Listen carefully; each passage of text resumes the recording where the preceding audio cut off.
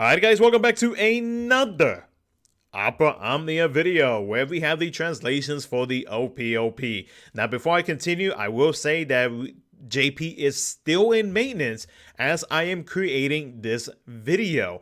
And so I will be making another separate video on the in-game notice where we will know exactly what is coming out for the rest of the month for JP OPE Omnia. If I don't release it later tonight, I will talk about it tomorrow morning.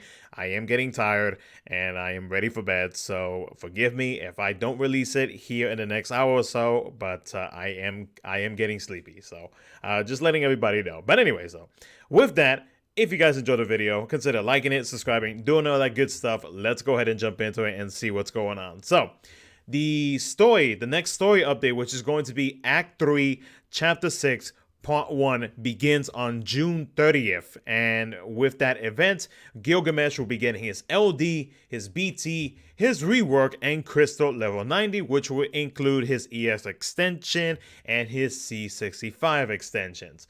With his LD ability, which is called It Was My Fault, it is an AoE melee brave plus an AoE HP attack, and it grants him the Wanderer of the Rift to himself.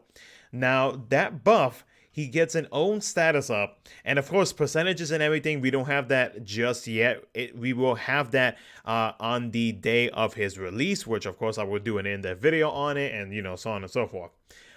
His HP attack turns into one of the four different attacks. So it can turn into King's Sword, Myth Graven Blade, Apocalypse, or Ice Brand. Oh, it's random. Oh, okay, that's different.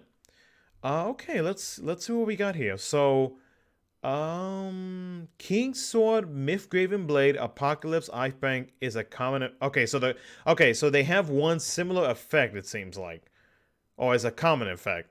It's a melee brave plus HP attack. It extends own active buff duration by 1 action, no action delay, doesn't increase turn count. After using the ability, it turns back to its regular HP attack. It turns to one of those commands again on the next turn. Oh, okay. Huh. Okay, so he gets turn rate if I'm understanding that correctly. It's okay. Huh. All right. So Ice Brand it is based on Ramza's LD effect. Wait. So it launches the target and it grants Brave to the party except to himself based on the total dealt HP damage? What? What? Hold on. Wait a second. So Ice Brand is What? Wait a second. So Ice Brand is Ramza's LD effect. Okay. Apocalypse is based on Cloud's LD effect, which delays all enemies. King's Sword is based on Onion Knight's LD effect, which moves the party except for himself a turn after his own turn. And then Myth Graven's Blade is based on Paladin Cecil's LD effect, which recovers party's HP based on the dealt HP damage and has HP overflow.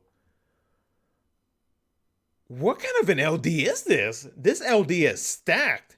I mean, I know that it is, okay, so it is a bit RNG, a little bit, in terms of like, so it'll randomly choose one out of the 4. So you have a 25% chance of it being either Ice Brand, Apocalypse, King's Sword, or Myth Graven Blade. But like, you're getting some pretty strong effects. I mean, in my opinion, the top one would have to be Paladin Cecil's because of that HP overflow, defensive wise. And then of course, if you want to have turn shenanigans, you have Onion Knight. If you want to delay them, you have Cloud's LD effect. And then if you want to launch them and at the same time battering the party, you have Ramza's LD. That is a very stacked LD ability. Huh.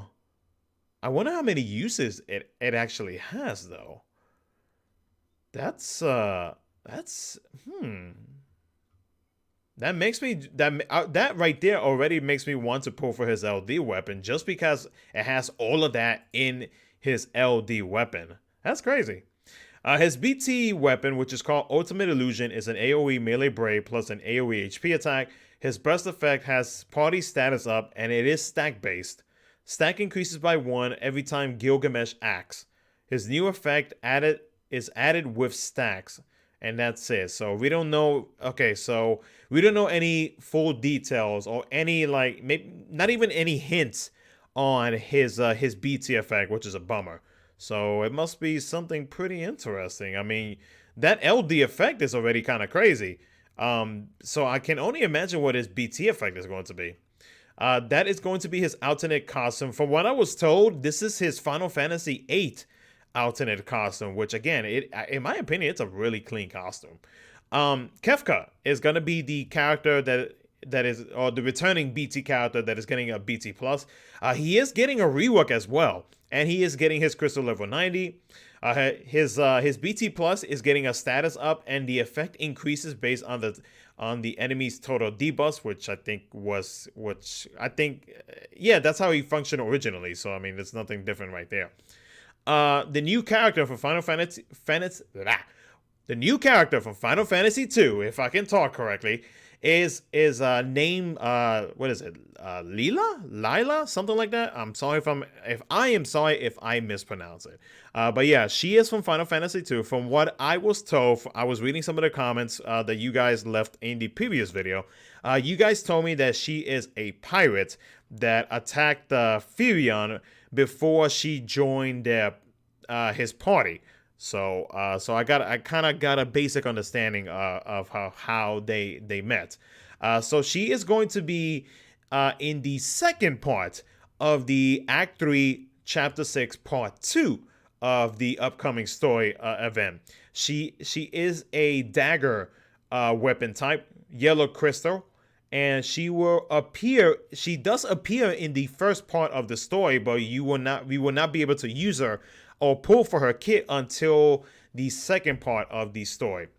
And then Yuri will actually be our next intertwined wheels for the month of July, and that will be released on July the 6th, which is actually kind of early, which is a little odd because normally the intertwined wheels is usually released towards like the kind of close to the end of the month. So unless they are planning to release a second intertwined wheels, which I mean I don't have a problem with, depending on said character, I mean okay, but I don't know, it's a little weird that they're releasing an intertwined wheels event and character a little early.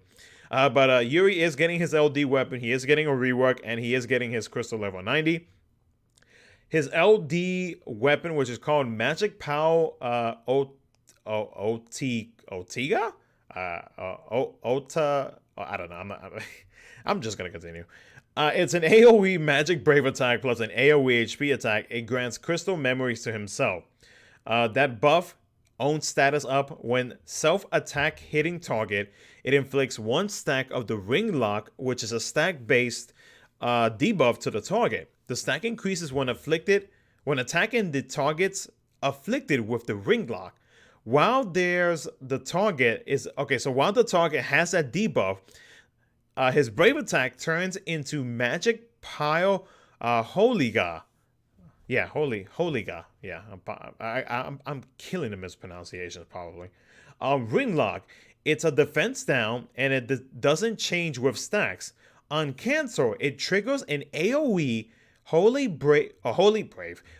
Magic Brave attack plus an AoE HP attack. On cancel, if the stack exceeds the limit, the number of HP attack and total brave damage up.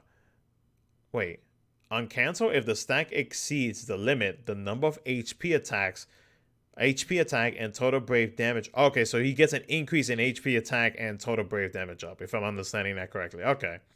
Magic Pile Holiga. Ring lock stack increases by 1 and cancels the ring lock. Ring lock stack can exceed its limits. So okay, that's okay. So I'm not entirely understanding like how this works. Maybe this was something that was in Crystal Chronicles. I'm not 100% sure. So I'm a little confused as to how this LD ability works, but maybe as we get closer and once we see like a mini showcase that they release on Twitter, maybe I'll get a better understanding of how that works. And after that, finally, the next OPE OPE will be in mid-July mid-July. So yeah, pretty interesting. Very, very interesting. I am super interested in Gilgamesh's LD ability, though. I am really, really, really tempted to pull on both my main and out accounts, but we'll see. We'll see. I want to see the showcase. The showcases should start dropping tomorrow. So I don't know if there will be a showcase tomorrow morning. If there isn't one tomorrow morning, then there should most likely be a showcase tomorrow night. And that should showcase everything that we are wanting to see for both Gilgamesh and Kefka. But we'll see. But yeah, that's going to be it for the video, guys. Again, whenever we get whenever the maintenance is done for JP and we get the in-game notice and translations, I will make a separate video and then we will find out exactly what is coming out for the month of July for JP OPE Omnia. But if you guys enjoyed the video, consider liking the video and subscribing for future OPE Omnia content. And yeah, that's going to be it for the video. Thank you so much for watching, and I'll catch you guys in my next video.